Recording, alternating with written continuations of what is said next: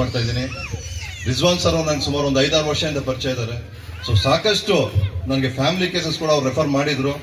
So ನಾನು ಮೊದಲನೇದಾಗಿ ಈ ದಿನ ಸೇರಿದ್ದೀವಿ ಎಲ್ಲ ಒಳ್ಳೆ ವಿಚಾರ ಏನಂದ್ರೆ ದಾರುಲ್ ಖಾಸಾ ವಿಚಾರ ಬಗ್ಗೆ. ಯಾಕಂದ್ರೆ ನಾವು ಈ ನಡುವೆ ಯಾವಾಗ ತಲಾಕ್ ಬ್ಯಾನ್ ಆಯ್ತೋ ತದನಂತರ ಸಾಕಷ್ಟು ಕೇಸಸ್ ಮ್ಯಾಟ್ರಿಮೋನಿಯಲ್ ಡಿಸ್ಪ್ಯೂಟ್ಸ್ ಫ್ಯಾಮಿಲಿ ಕೋರ್ಟಲ್ಲಿ ನಾನು ನೋಡ್ತಾ ಇದ್ದೀನಿ, ಅಬ್ಸರ್ವ್ ಮಾಡ್ತಾ ಇರೋ ಬಗ್ಗೆ. So nearly 65 to 70% of the cases Muslims ಇದೆ. ಸೊ ಹಂಗಂತ ಹೇಳಿ ಬೇರೆ ಕೇಸ್ ಇಲ್ಲ ಅಂತಲ್ಲ, ಬಹಳ ಹಿಂದೂಸ್ದು ಇದೆ, ಮತ್ತೆ ಕ್ರಿಶ್ಚಿಯಾನಿಟೀಸ್ ಇದೆ, ಅದರ್ ರಿಲಿಜಿಯನ್ಸ್ದು ಇದೆ. ಸೊ ಇದ್ರಲ್ಲಿ ಏನಕ್ಕೆ ಕೋರ್ಟ್ಗೆ ಕೇಸಸ್ ಈಗ ಜಾಸ್ತಿ ಹೆಚ್ಚಿಗೆ ಆಗ್ತಾ ಇದೆ ಅಂದ್ರೆ, ಸೊ ಮಧ್ಯದಲ್ಲಿ ಮೀಡಿಯೇಷನ್ ಇಲ್ಲ. ಸೊ ಸಣ್ಣ ಪುಟ್ಟ ವಿಚಾರ ಅಷ್ಟೇ. ಸೊ ಸ್ಮಾಲ್ ಡಿಸ್ಪ್ಯೂಟ್ಸ್ ಇರುತ್ತೆ. ಸೊ ಗಂಡ ಹೆಂಡತಿ ಕಾಮನ್ ಆಗಿ ಎಲ್ಲ ಕಡೆನೂ ಜಗಳ ಆಡೋದು ಕಾಮನ್ ಆಗಿರುತ್ತೆ. ಸಣ್ಣ ಪುಟ್ಟ ವಿಚಾರಕ್ಕೆ ಮನಸ್ತಾಪಗಳು ಮಾಡ್ಕೊಂತಾರೆ. So court ಮೆಟ್ಲಿರ್ತಾರೆ. ಸೊ ನಾನೇನ್ ಹೇಳಕ್ ಇಷ್ಟಪಡ್ತೀನಿ ಅಂದ್ರೆ, ಯಾರು ಹುಡುಗ ಆಗ್ಲಿ ಹುಡುಗಿ ಆಗ್ಲಿ ಕೋರ್ಟ್ಗೆ ಮೆಟ್ಲೇರಿದ ತಕ್ಷಣ ಏನಾಗುತ್ತೆ, ಬೇರೆಯವರಲ್ಲಿ ಈಗ ಹುಡುಗ ಕಂಪ್ಲೇಂಟ್ ಕೊಟ್ರೆ ಹುಡುಗರಿಗೆ ಮನಸ್ತಾಪ ಬಂದ್ಬಿಡುತ್ತೆ. ಕೋರ್ಟ್ ಮೆಟ್ಲೇರ್ಬಿಟ್ಟಿದ್ದಾರೆ, ನನ್ನ ಮಾನ ಹೋಗ್ಬಿಟ್ಟಿದೆ, ಮರ್ಯಾದೆ ಹೋಗ್ಬಿಟ್ಟಿದೆ. ಸೊ ಆ ಕಾರಣಗಳಿಂದ ನಾವು ಯಾವುದೇ ರೀತಿ ಆಗ್ಲಿ ನಾನು ಒಂದಾಗೋದು ಬೇಡ.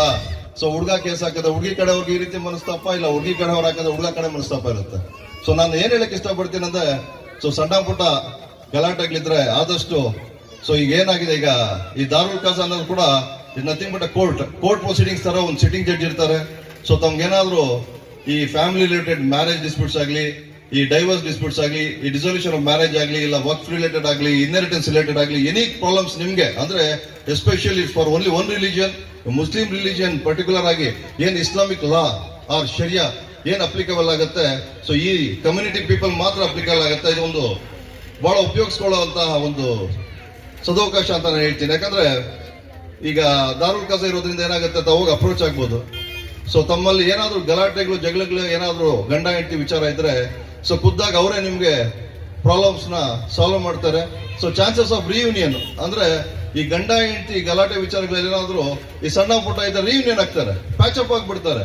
ಈ ಕೋರ್ಟು ಮೆಟ್ಲೇರದ ಖಂಡಿತವಾಗ್ಲು ಸೊ ಏನಾಗತ್ತೆ ಅಂದ್ರೆ, ಈ ಕೋರ್ಟ್ಗೆ ಹೋಗ್ಬೋದು. ಕೋರ್ಟಲ್ಲಿ ಏನಾಗುತ್ತೆ, ಕೇಸ್ ಹಾಕಿದ ಕೂಡಲೇ ಈ ಹುಡುಗಿಯವರು 4 ಕೇಸ್ ಹಾಕ್ತಾರೆ. ಈ domestic violence case, 498 case, section 3 and 4 dowry prohibition act case, ಈ ರೀತಿ ಒಂದು 3-4 ಕೇಸ್ ಹಾಕಿದ ಕೂಡಲೇ ಏನಾಗುತ್ತೆ, ಪ್ಯಾಚಪ್ ಆಗಲ್ಲ. ಅದು ಹುಡುಗ ಬಹಳ ರಿಜಿಡ್ ಆಗಿಬಿಡ್ತಾರೆ. ಇಲ್ಲ ಖಂಡಿತವಾಗ್ಲೂ ನನ್ನ ಮೇಲೆ ಬಹಳ ಕೇಸಸ್ ಹಾಕಿದ್ದಾರೆ, ನನ್ನ ಮೇಲೆ ಹಾಕಿದ್ದಾರೆ, ನನ್ನ ಫ್ಯಾಮಿಲಿ ಮೇಲೆ ಹಾಕಿದ್ದಾರೆ, ತಂದೆ ತಾಯಿನೆಲ್ಲ ಸೇರಿಸಿದ್ದಾರೆ, ಸಿಸ್ಟರ್ ಇಲ್ಲ ಬ್ರದರ್ ಇಲ್ಲ ಸೇರಿಸಿದ್ದಾರೆ.